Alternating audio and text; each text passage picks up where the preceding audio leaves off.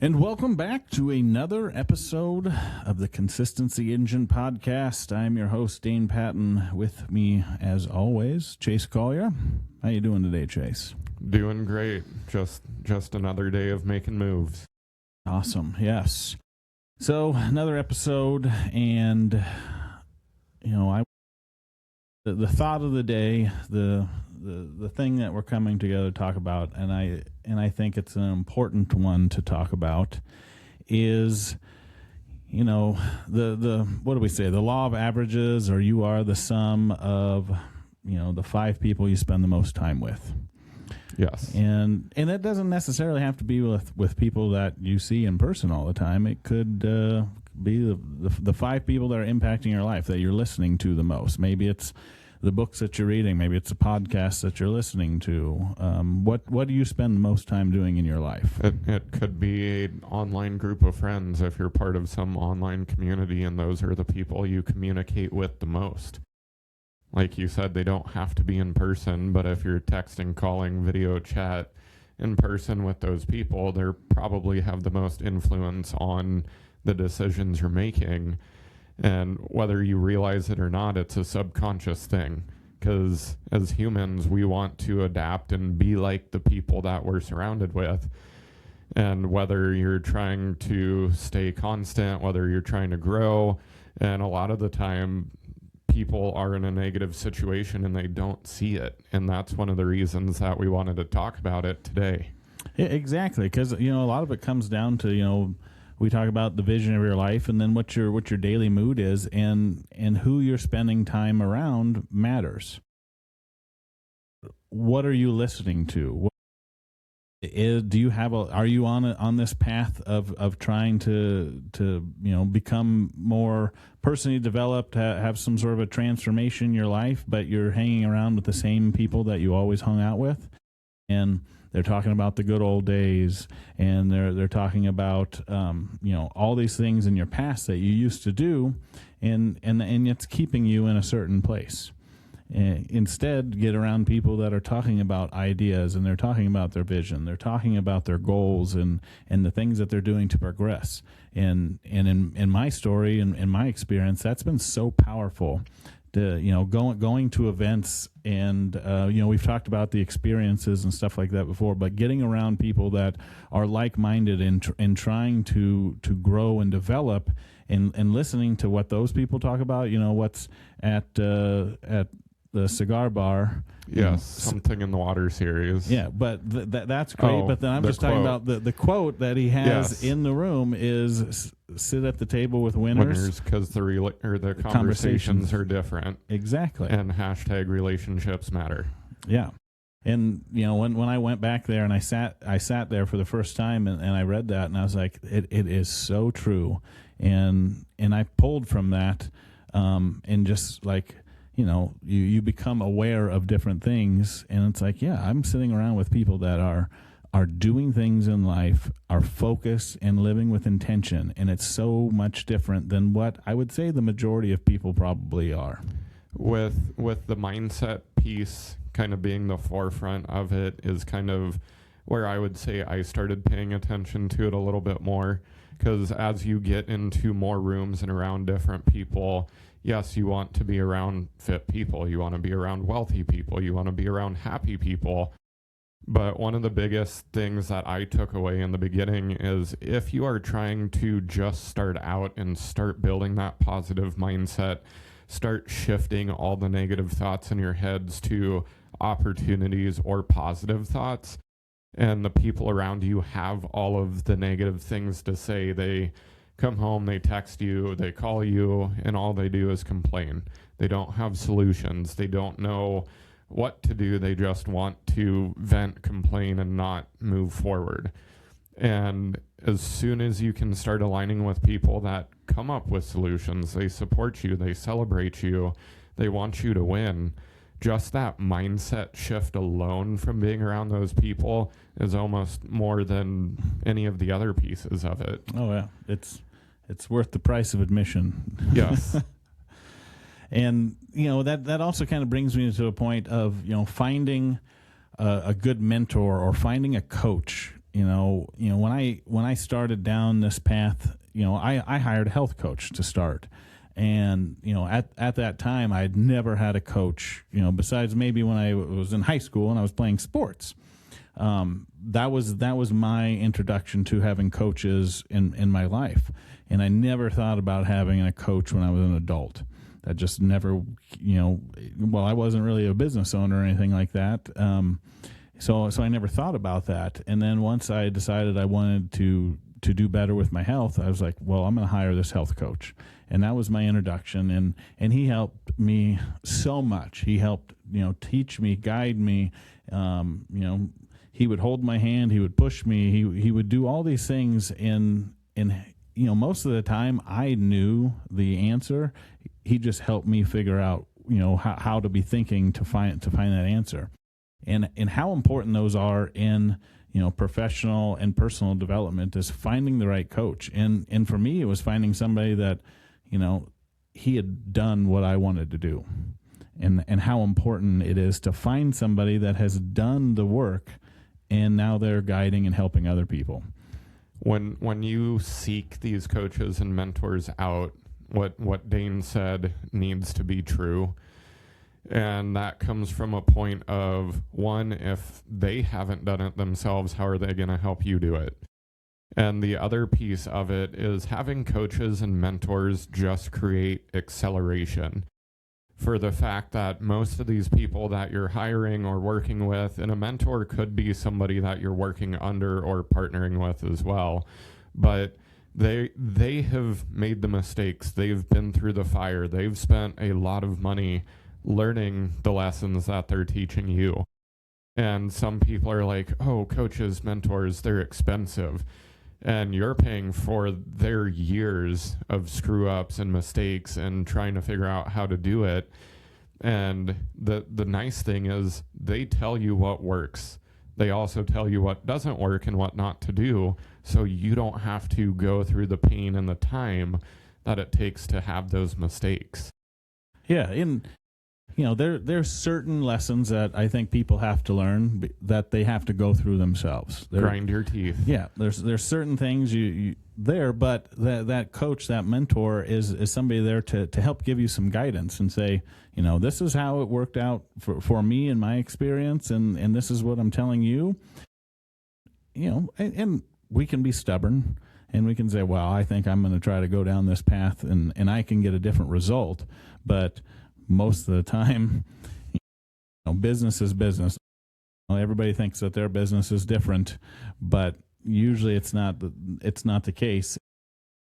That's been so crucial in my development is like you were saying before, is collapsing those time horizons. I want to get here. What's the quickest way? Point A to point B. Most of the time, in the entrepreneurial journey, you see those memes where it's like up and down, and you're in the valleys and the high. Not everything's going to be you hit the mountain and then you're always up there. But having those people around you that have done that, and then they can give you some guidance, so maybe that low isn't as low as it could have been. Yeah. The other thing that I wanted to add is if we want to be elite, we want to show excellence in what we do, a lot of the people that we idolize, whether it's a professional athlete, a professional speaker, somebody with a very successful business, they have coaches for so many different aspects. Like, for instance, a basketball player, a football player, they have a strength coach, they have a speed coach, they have a nutrition coach, they have a financial coach. Through all the different aspects of their life and their careers, they're trying to better all of these different pieces at once. And no, don't go out on day one and get a coach for every different piece of life or business. And the other piece to look at is most of these coaches still have coaches. Like, there's always another level that they're trying to get to. So you bring on different coaches of different levels depending on where you are at your journey. Yeah, and I've lived that life. I think in 2024 I had 5 coaches throughout the year, and that was a lot. But they were all there guiding me for different reasons. I wanted to find somebody that was an expert in this field and try to extract as much information as I can from them, and then mold it into how I can, into my business, into my life, into my family, and all that kind of stuff. So I've backed off 5 coaches, this last year and a half or so. Just have about 1 or 2 at a time, but I don't know if there'll be ever a time in my life that I don't have a coach anymore, because I've seen the value. And yes, they cost money. If you want to get somewhere that's of significance, it's going to cost you some sort. You got to spend money to make money. And it's going to cost you time, money, or energy. Exactly. And I would much rather spend the money than the time and energy, so I can use that for the things that fill me up more. Yeah. Spending time, we've talked about spending time with family, having experiences and stuff like that. So if I can use somebody else's guidance and the lessons that they learned from the mistakes they made, and then try to implement it into my life, and then implementation. We can have coaches tell us things, but then we cannot take the action to do them. And I see that happen quite a bit too, is people that get coaches and then they don't listen to them. One of the things we'll keep saying over and over is there is no secret. It takes action. And there's people that I've experienced the good and the bad of this, is just like Dane said, you still have to put the action in. You can have the best coach, best mentor, best business partner in the world tell you exactly what to do and how to get there. But if you don't believe it and you don't put the action in, it's never going to happen. And that's not because they are a bad coach or mentor. It's because you're not putting the action in. Another piece, kind of to go back around to the law of averages, is let's say Dane and I have 5 friends and we're all on the same level. We're all positive, fit, we're doing the right things.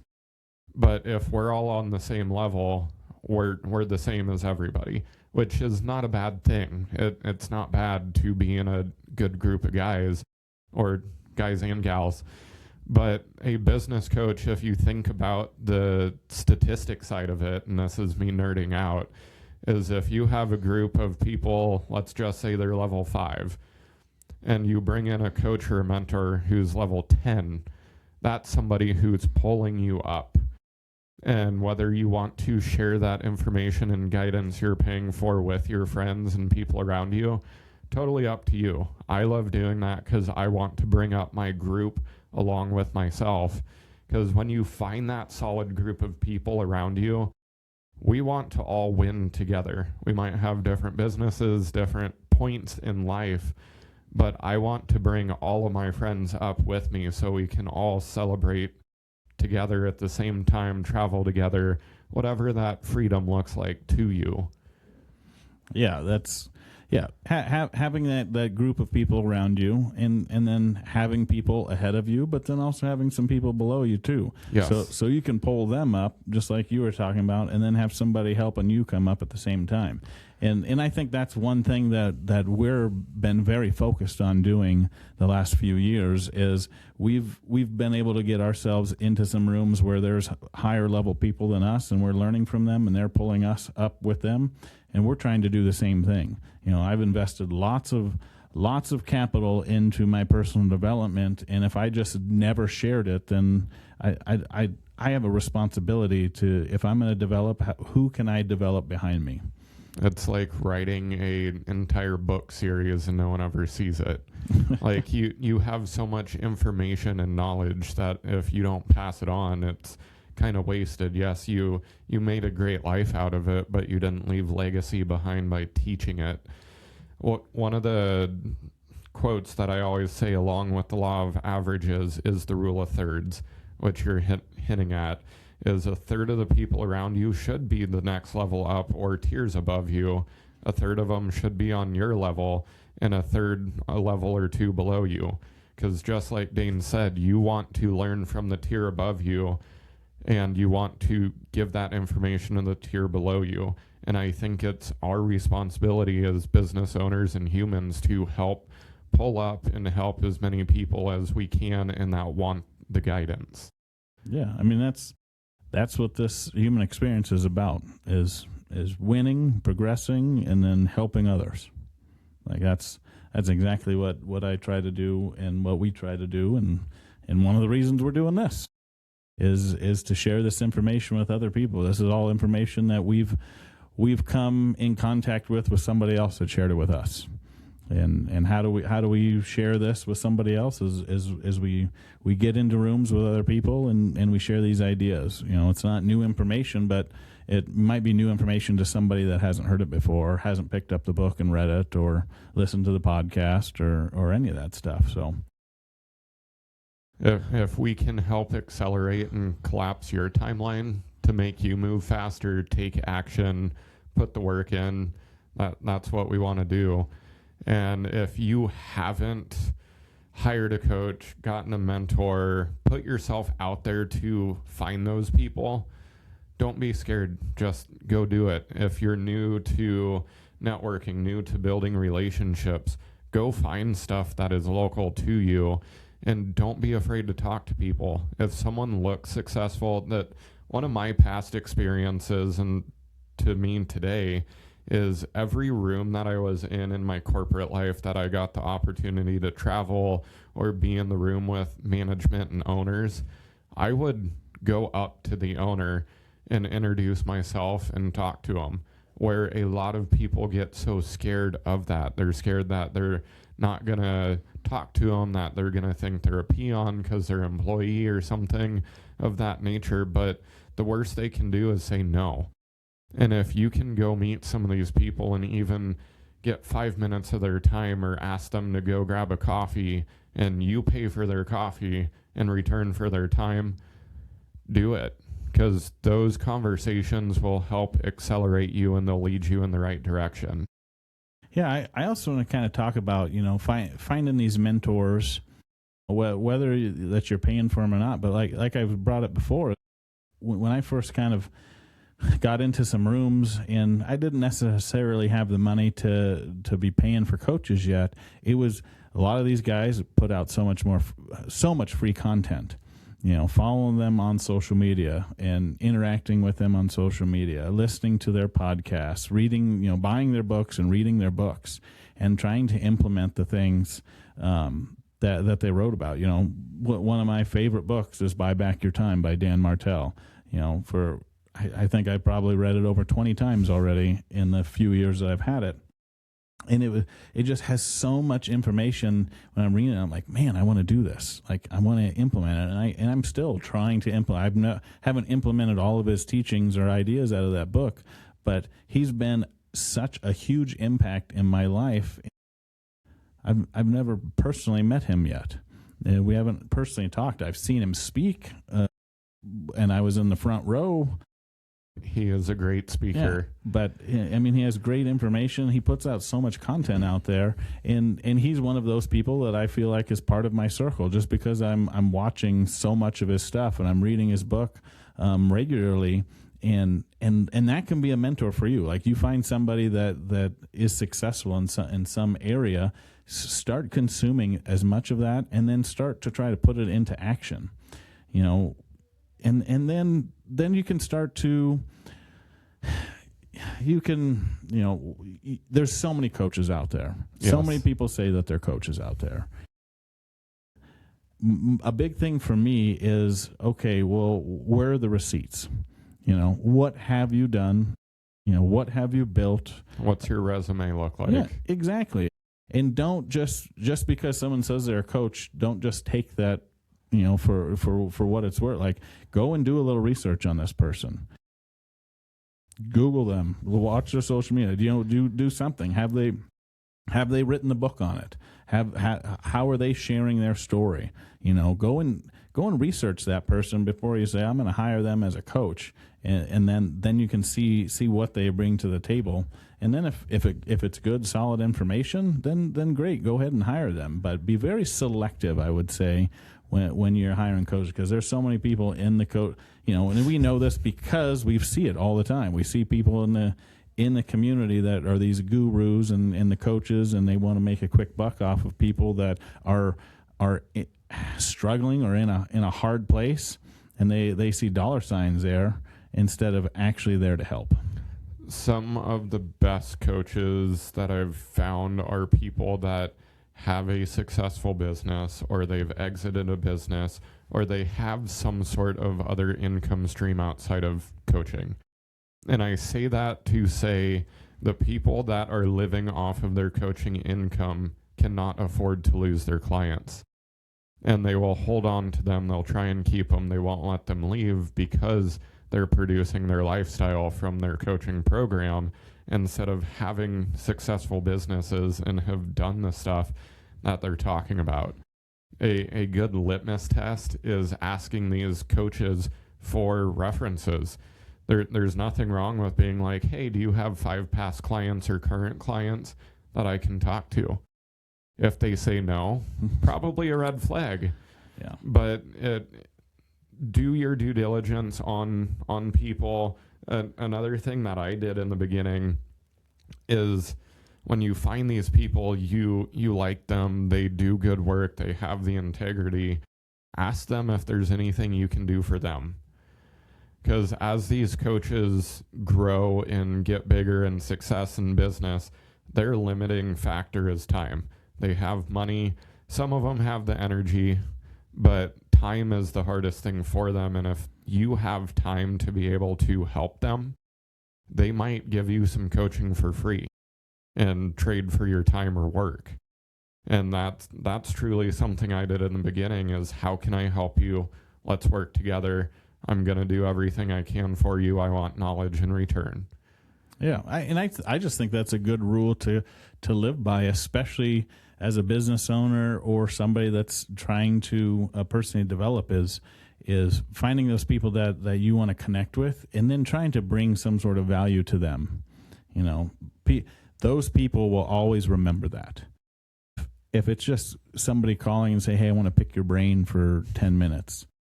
Okay, great. Maybe I have 10 minutes that I can spare to you, but somebody calls and says, hey, I got so-and-so and they have this for you, or I did this and I can connect you with this person or whatever that is, or I have a referral for you or something like that. It's like, oh, well, that really connects way better than just, can I pick your brain for 5 minutes?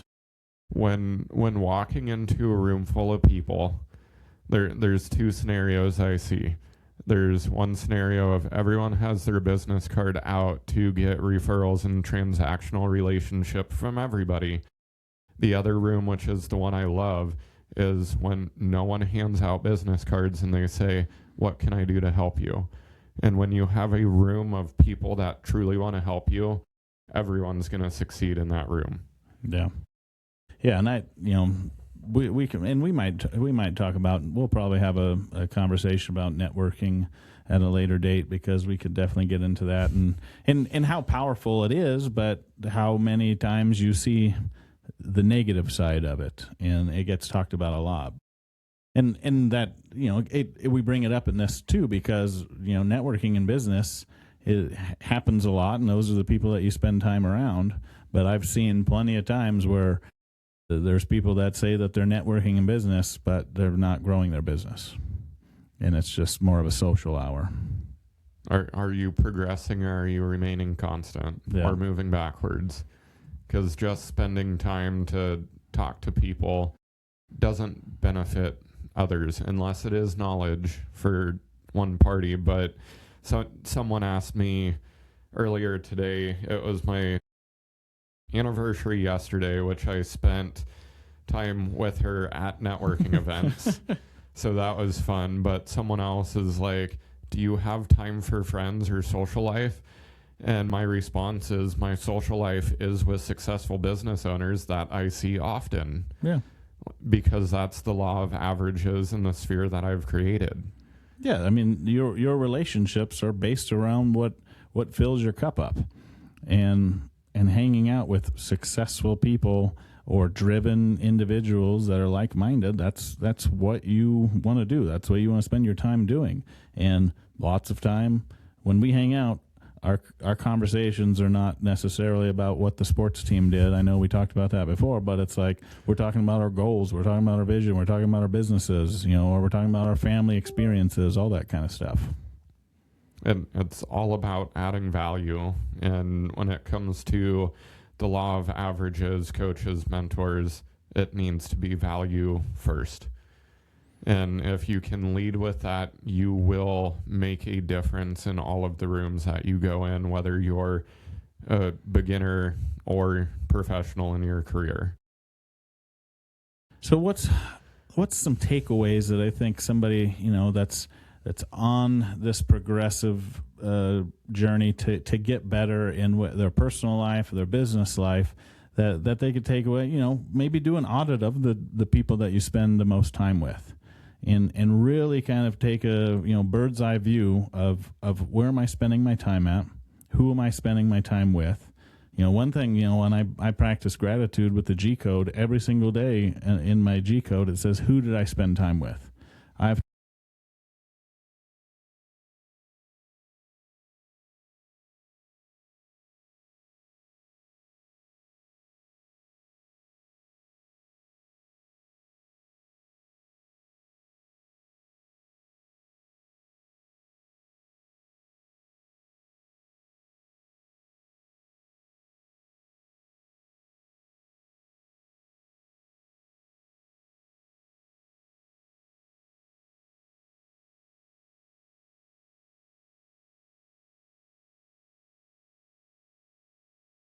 All right. We had some technical difficulties there for a moment, but we were talking about the takeaways. So I was saying, let's do an audit of your circle. Bird's eye view. Who are the people that you spend the most time with, and say, okay, what are the conversations like with those people? Am I talking about things that generally I'm passionate about and that fill me up, or am I talking about the old versions of me, or the things that we used to do in high school, or that kind of stuff? Or is there a lot of complaining? There's a lot of negativity going on. If you have people in your circle that are doing that, it probably means that we need to start changing our circle, or start limiting the amount of time that we hang out with those people. And I will tell you, some of those people might be family, and that is difficult. That's tough, and I know full well. I have experience with that, and but we get used to doing hard things, and that it could be hard, but it's probably necessary. If you actually want to grow, you need to limit that stuff. And then if you haven't found those people yet in your life, there's good news. They're out there.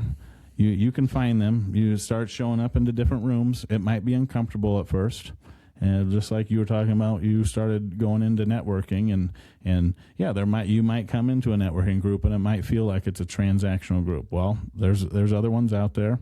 You can start by following people on social media. You can start listening to podcasts. You can start reading books. Once you start getting that information into your brain and you start absorbing it, you're going to be attracted to different areas. Go to the gym. The people that go to the gym regularly are focused on personal development. Start up a conversation with somebody at the gym, and you'll find out that you have a lot of in common likes and stuff going on. A lens to look at too is, we talk about alignment, and when you have your goals, your vision, and your values written down, are they aligned with the people that you're spending your time with? And if they are not aligned with that, it's not that these people are bad. Like, when you change the people around you, it's not because they're bad people. It's because you want to be the best version of yourself. And you have to align those people in your life with your values, with your goals, with your vision. Because if you do not do that, you will never achieve those. One of the hardest things that I tell new entrepreneurs, whether they're high school, college, middle-aged, wherever they are in their journey, that changing your circle of friends is one of the hardest things, because it's emotional.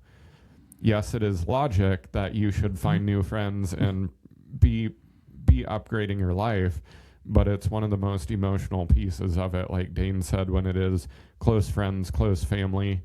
But do you have the discipline enough to better your circle, to better your life and the people around you? Yeah. Are you committed to that, or are you just interested? We've talked about that before, but So hopefully this conversation connects with somebody out there. Hopefully maybe it's hitting you at the right time, and you needed to hear this because I know I get DMs fairly regularly about people connecting with the things that we talk about on this podcast. So hopefully that helps you out there. If you ever have any ideas that you want us to talk about, please send either of us a message. We'd be happy to take some ideas and expand on those topics. And here in the coming future, I think we're going to start having some guests in here too.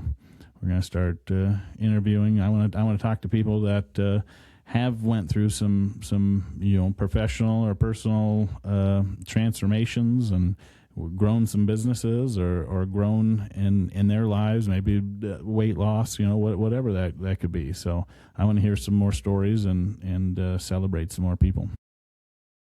So, well, have a good rest of the day. And this is the Consistency Engine podcast, and we will see you on the next one.